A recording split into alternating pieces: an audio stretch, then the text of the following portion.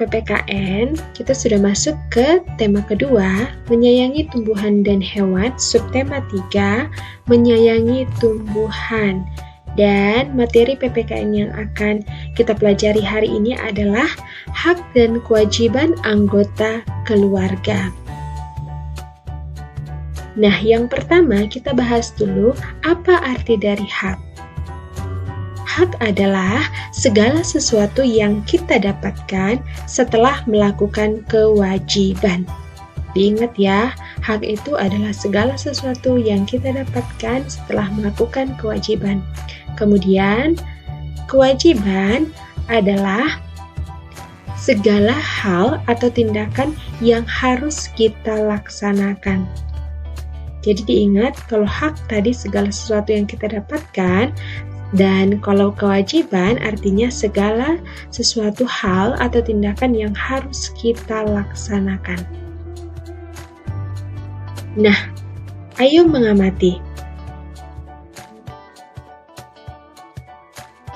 Mari perhatikan, di sini ada teks bacaan. Miss akan bacakan untuk kita semua ya, kamu bisa perhatikan. Keluarga Dayu sedang bercakap-cakap di teras rumah. Mereka bercerita tentang kegiatan yang dilakukan hari itu. Tiba-tiba, Dayu teringat ketika ia belum melakukan tugasnya. Tugas Dayu setiap hari adalah menyiram tanaman di halaman rumah.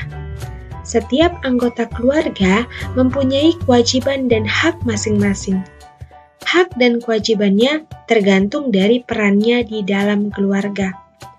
Di dalam keluarga ada ayah, ibu, dan anak.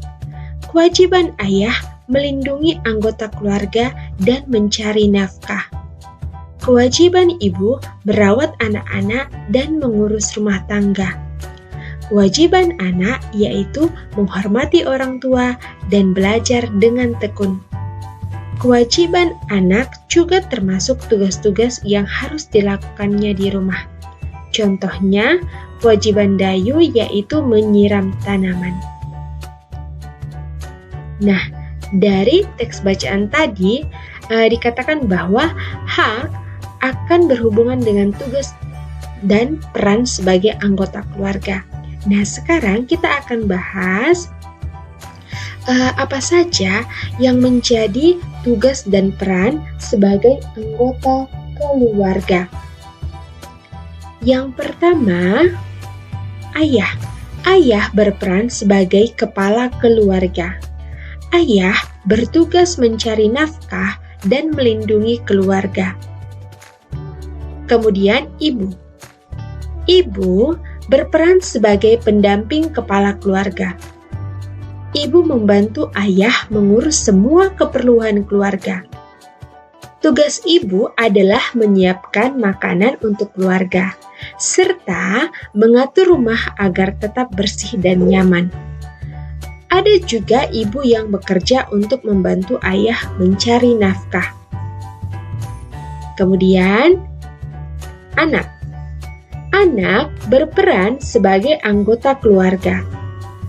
Tugas anak-anak yaitu belajar dan membantu melakukan pekerjaan rumah tangga. Jadi, diingat ya, yang pertama tadi ayah perannya sebagai kepala keluarga. Kalau kepala keluarga berarti juga tugasnya mencari nafkah dan melindungi keluarga. Ibu sebagai pendamping kepala keluarga, ya, pendamping dari ayah, di mana ibu akan membantu mengurus semua keperluan keluarga. Nah, ada juga yang tugas ibu itu dalam keluarga selain mengurus rumah, tapi juga bekerja ya untuk membantu ayah mencari nafkah. Kemudian tugas anak, diingat ya bahwa anak itu sebagai anggota keluarga tugasnya yaitu belajar dan membantu melakukan pekerjaan rumah. Ya, seperti menyapu, ya, membereskan tempat tidur, ya, hal-hal yang sederhana yang bisa dilakukan oleh anak. Hak ayah dan ibu. Nah, yang pertama, dihormati anggota keluarga. Yang kedua, disayangi anggota keluarga. Dan yang ketiga, ditaati segala perintah yang baik darinya. hak anak. Yang pertama, mendapat kasih sayang dari orang tua. Jadi tidak hanya orang tua ya, sebenarnya dari anggota keluarga. Misalnya dia punya saudara, itu juga hak dia adalah mendapat kasih sayang dari saudaranya, ya kan, dari kakak atau abangnya. Yang kedua, mendapat pendidikan yang layak. Berarti di sini artinya bersekolah. Yang ketiga, mendapatkan kebutuhan yang cukup, seperti pakaian, makanan, dan tempat tinggal. Yang keempat, mendapat rasa aman. Yang kelima, mendapat waktu bermain yang cukup. Ingat ya, yang cukup bukan berarti berlebihan ya, tetap harus ada aturannya. Nah, sekarang kita bahas kewajiban. Yang pertama, kewajiban ayah. Kewajiban ayah yang pertama mencari nafkah untuk keluarga. Seperti yang tadi sudah dibahas ya, peran kepala keluarga itu adalah mencari nafkah. Yang kedua, memenuhi kebutuhan seluruh anggota keluarga. 3. Mendidik anak dengan baik. 4. Menjadi contoh yang baik untuk anak. Jadi peran ayah di sini kewajiban ayah di sini harus bisa menjadi contoh atau teladan bagi anak. Yang kelima, menyayangi dan memberi rasa aman kepada keluarga. Kewajiban ibu. 1. Mengurus rumah tangga. 2. Mendidik anak. 3. Menjadi contoh yang baik untuk anak. 4. Memberikan nasihat kepada anak. Lanjut, kewajiban anak. Yang pertama, menghormati dan menyayangi orang tua serta anggota keluarga. Jadi, bukan hanya menyayangi orang tua ya, jadi jika dia punya kakak atau abang atau juga adik, itu juga wajib untuk disayangi. Yang kedua, membantu orang tua di rumah. Seperti yang tadi Miss jelaskan, seperti kamu bisa membantu orang tua dengan mencuci piring, menyapu, atau juga membereskan tempat tidur, ya, merapikan mainan, ya, hal-hal yang sederhana. Yang ketiga, patuh dan menjalankan aturan yang dibuat orang tua di rumah. Nah, ini pentingnya kita sebagai anak harus patuh terhadap aturan yang dibuat orang tua di rumah. Tidak boleh melawan, ya. Nah, dari pembahasan kita tadi kita sudah bahas tentang hak dan kewajiban. Menjaga keseimbangan hak dan kewajiban merupakan pengamalan sila kelima Pancasila. Jadi kalau kita hubungkan ke Pancasila, jadi menjaga keseimbangan hak dan kewajiban itu adalah pengamalan sila kelima Pancasila, yang isinya keadilan sosial bagi seluruh rakyat Indonesia.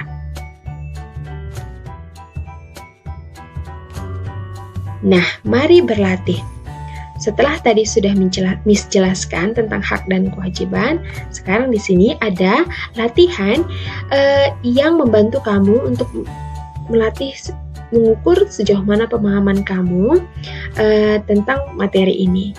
Jadi yang pertama, amati daftar tugas pada tabel berikut. Di sini ada tabel, ya, ada daftar tugas, ada belajar, menyiram tanaman, mencari nafkah, merawat keluarga, menghormati orang tua, mencintai anak, melindungi keluarga, merapikan mainan, menyiapkan makanan, merapikan tempat tidur, membersihkan kamar, menyiapkan tas untuk sekolah. Nah, perhatikan, kelompokkanlah tugas-tugas tersebut berdasarkan peran anggota keluarga pada tabel yang tersedia. Jadi, kamu kelompokkan ini, mana dia yang merupakan tugas-tugas ayah, mana dia yang termasuk tugas ibu, dan mana yang termasuk tugas anak. Sudah tahu ya, karena sebenarnya kan sudah ada Miss jelaskan di awal tadi kan. Miss yakin kamu bisa melakukannya, bisa menjawabnya dengan baik. Oke, sampai di sini dulu pelajaran PPKN kita. Jangan lupa untuk menuliskan catatannya sesuai dengan materi yang sudah Miss jelaskan, dan dikerjakan latihannya untuk melatih pemahaman kamu ya. Sampai di sini pembelajaran PPKN kita, sampai bertemu di pembelajaran PPKN selanjutnya. Tetap semangat belajar.